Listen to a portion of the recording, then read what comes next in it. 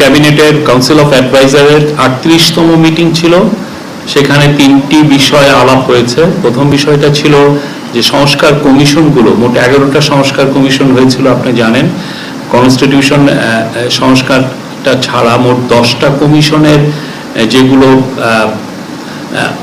আশু সুপারিশ যেগুলো বাস্তবায়নযোগ্য, সেগুলো নিয়ে আজকে আবার একটা বড় আলোচনা হয়।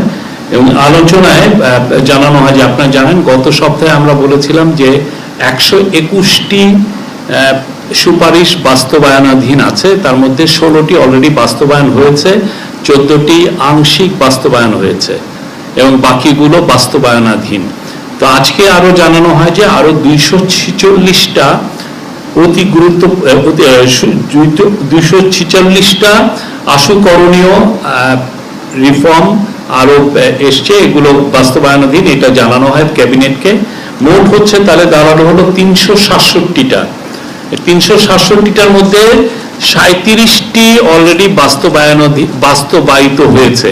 আমরা আপনাদেরকে একটু পরে এই প্রেস কনফারেন্সের পরে এটা লিস্টটা আপনাদেরকে আমরা শেয়ার করব। তো এটার মধ্যে নতুন যেগুলো 246টা এসছে, তার মধ্যে 82টা ছিল লেবার নিয়ে। আজকে লেবার যিনি অ্যাডভাইজার ব্রিগেডিয়ার সাফায়াত হোসেন, উনি জানিয়েছেন যে তার 82টার মধ্যে অনেকগুলোই খুবই ফাইনাল পর্যায়ে আছে বাস্তবায়নের, কিছু কিছু অলরেডি বাস্তবায়িত হয়েছে। নারী কমিশনের 71টি আশু বাস্তবায়নের জন্য লিস্টিং করা হয়েছে এবং অনেকগুলো অলরেডি এটা নিয়ে কাজ হচ্ছে। এলজিআরডির 37টি, হেলথের 33টি এবং ইনফরমেশনের 23টি মোট।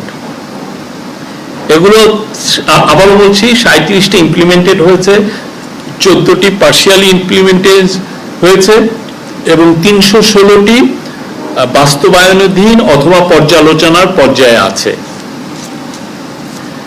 আমরা আজকে এটা নিয়ে চিফ অ্যাডভাইজার আবার বলেছেন, অন্যান্য অ্যাডভাইজারও বলেছেন, এটার বিষয়ে আরো জোর দেওয়া হয়েছে এবং এটা আগামী মিটিংগুলোতেও এই বিষয়ে আপডেট করা হবে।